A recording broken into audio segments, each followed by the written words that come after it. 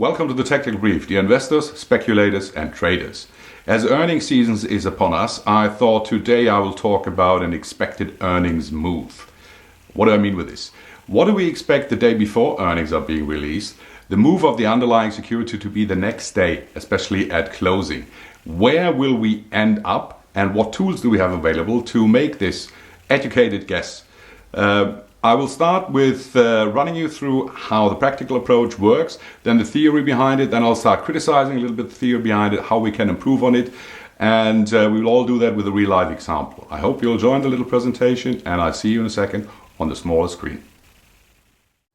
As always, let's start with a quick description who I am. Thorsten Roland Wegener. I used to be a derivatives trader in various big firms. I'm retired now, and if you're interested in specifics, pause the slide and have a closer look what I did and where I did it.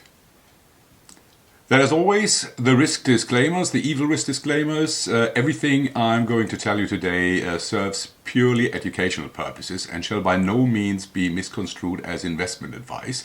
And Thorsten Roland Wegener, that's me, should not held be liable for any decisions you base on the information you receive today. Thank you very much. Let's get into it.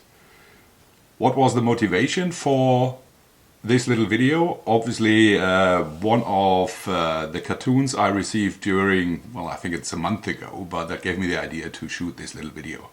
Eventually, from one of the best macro research firms out there, Hedgeye, with a great sense of humor. I can recommend, check out their website. I'm not sponsored, I just like them personally, and the sense of humor is just fantastic. So we have earnings seasons again.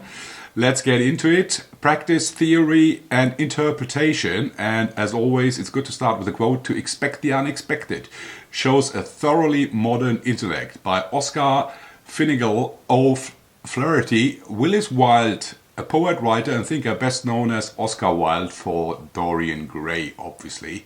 And I think he describes the state we're in quite well. And that's what we're going to talk about now.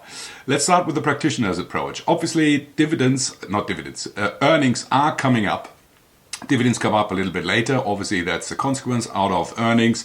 But we are interested in how will markets react when earnings are coming in. Nobody knows what earnings are going to be. Obviously, there are numbers in the market. People are estimating it. Then there are the so-called rumors out there. Could they beat eventually the consensus forecast or not, or is it underestimated? So there's a lot of space for guesswork and divining eventual moves in the market. So I've chosen the example of Halliburton. No special reason, just when I was shooting this video, Halliburton was coming up with earnings. And that was the 17th of July 2020, and that was a Friday evening. And the closing was 5 minutes away, and I had a look at the screen and it was trading at $12.99. Okay, earnings are coming in on Monday, so 2 days from this Friday on. And in the case of Halliburton, they came in the morning before markets open. There's a difference. Sometimes they come in when markets are closing, and then the next day the trading starts, or they come in before trading opens on the day when they announce their earnings. That has different implications for the volatility, especially in the morning in markets, but that's not the topic of what we're talking about today. So what information do I have? First of all, yes, I want to find out how will Halliburton most likely close after the earnings have been priced into the market. What will happen to the stock of Halliburton? Why do I want to do that? Obviously, I'm an option trader, and options offer various strategies. You can be long volatility, long options, because you want to play on an excessive move in the market when nothing was anticipated, or when the earnings weren't anticipated as the market thought they would be, and you have either a large move to the upside or to the downside. Or you want to harvest volatility. Do you think, yes, market is anticipating far too much movement coming out of these earnings, so you want to sell volatility and make your money there. This is also not our topic today. There are various strategies. For us, it's interesting, how can I possibly approach potential market moves with the information I have available. So what information do I have available? I have the closing price of today. We're still on Friday time, And I also have the option market available. There is the usual 1 month options. These are the monthly options, August, and I have them in here with 25 trading days to expiration. I think it was 32 or 35 actual days. I like to count in trading days because that's when the action happens. Markets don't trade over the weekend. So in my view, there's no volatility on the weekend. That might come in the next day. However, I have the old-fashioned approach of actually counting the trading days. So we have 25 trading days, which is pretty much exactly the 1 month volatility we like to have an eye on, and in this case it was at 66 implied volatility. The implied volatility for each stock is obviously calculated out of the option prices being traded.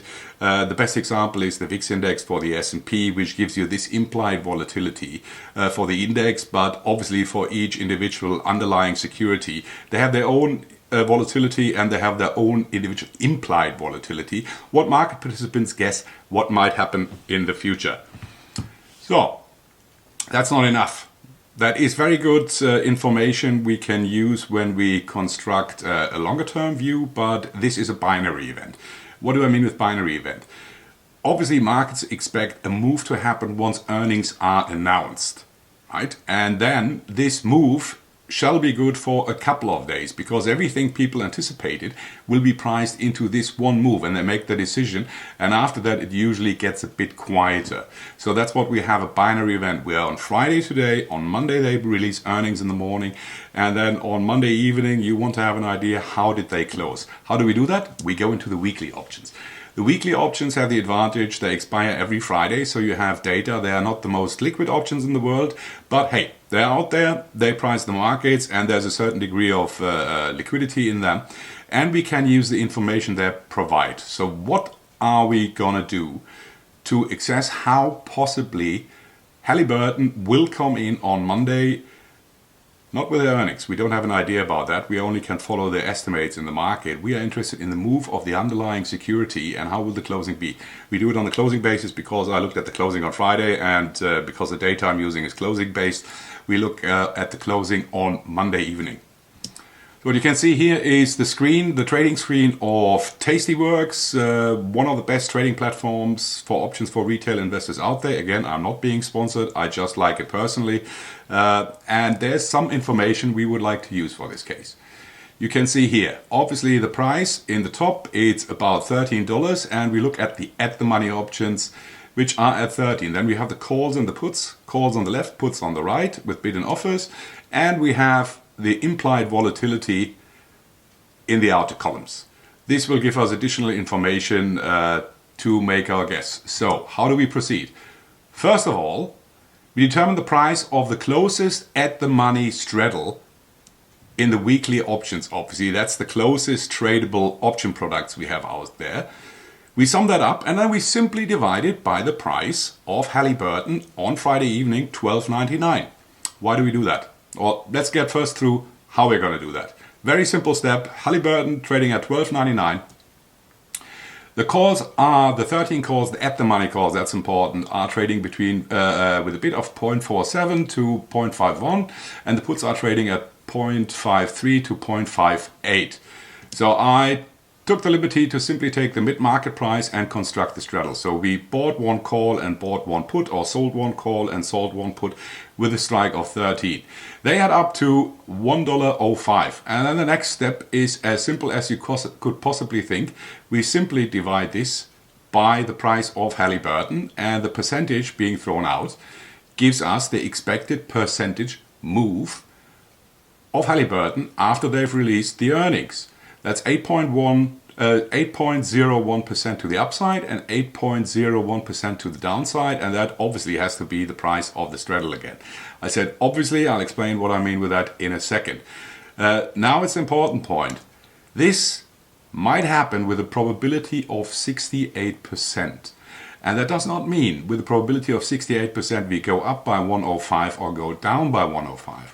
This simply means this 105 to the upside and 105 to the downside are the outer limits. The probability that we'll end somewhere in between is 68%. If you would trade 100 times, 100 earnings trades, Statistics in the past have shown, and that will probably happen into the future ad infinitum, that on 68 days of these 100 days when you do put this trade on, you will see that prices are within that range. So you could say it's a 68% probability that we will not overshoot 105 on the upside and not undershoot 105 on the downside. Where's that coming from? Theory. You've all heard about the bell curve, which is the distribution of the returns. We can see the returns of a stock. And obviously there are a lot of returns with small variations around the middle being the price, let's say we have today, $12.99. And there might be a lot of moves on a normal day, plus 0.1, minus 0.2, plus 1, minus 0.5. These are the fields we have in gray here. Then there are larger moves, then there are even larger moves, and then there are massive moves to the upside or to the downside. This model employs three assumptions. Returns are random. So whatever happens in the future is actually like the throw of a dice. You can question whether that's true or not. Statistically, it works. Returns are independent of each other. That means the market has no memory. So whatever happens today has no influence on tomorrow. It's also questionable, but let's stick with that because we have to work with something here, and these are the assumptions being thrown into the model. And then returns fluctuate around a mean. The mean would be the price we have now, the $12.99, and they go either up or down, but the mean is this where the most returns over a long period of time are happening, and that is in the region around zero. Yeah? The stock price moves. Yes, of course, it moves up or it moves down, but it moves because of the larger moves which accumulate over time and give you the distinct chart patterns you can see.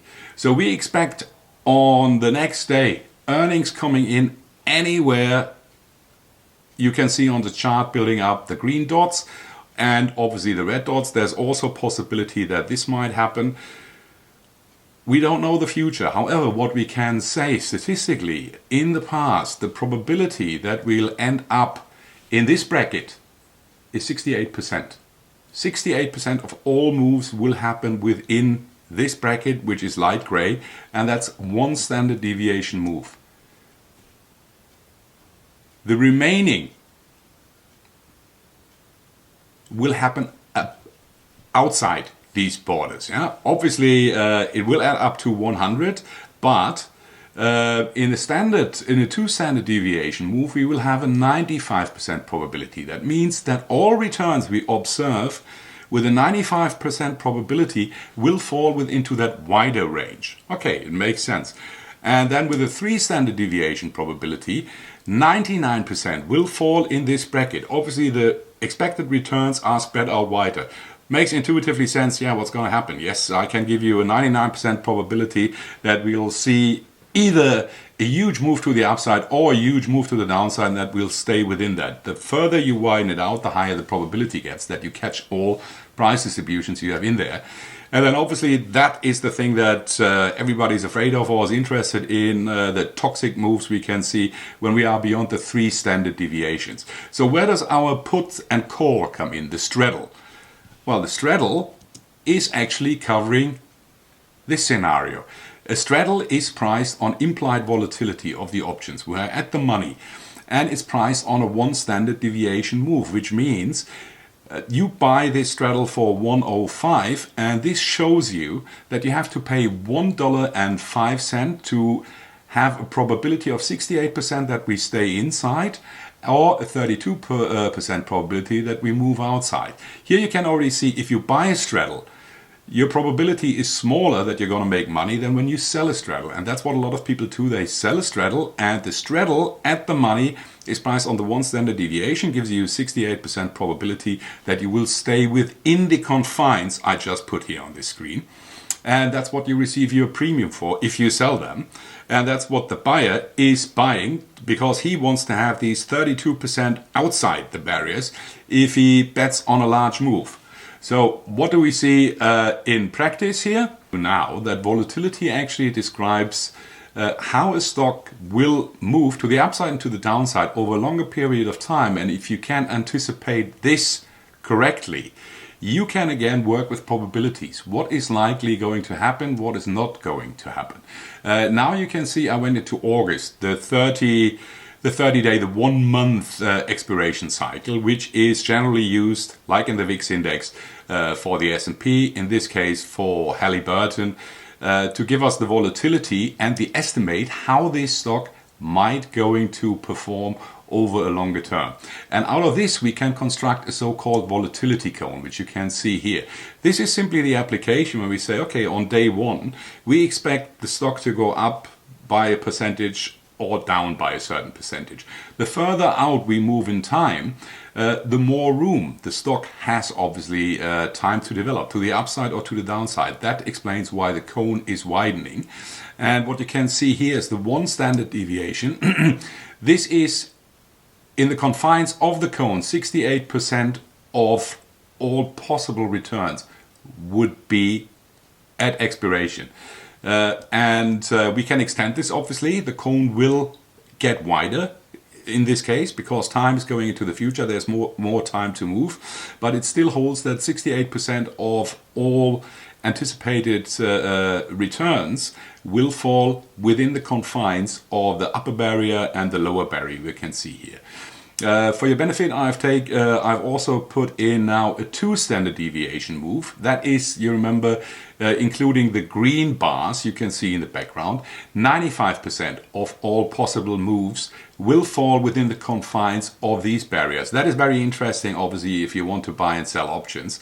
And you need a statistical idea, a probability, because you want to do it many times over and over, that you can benefit from statistics to set up your trades, your positions we have there. And obviously we can extend that as well, and you can see it widens even more.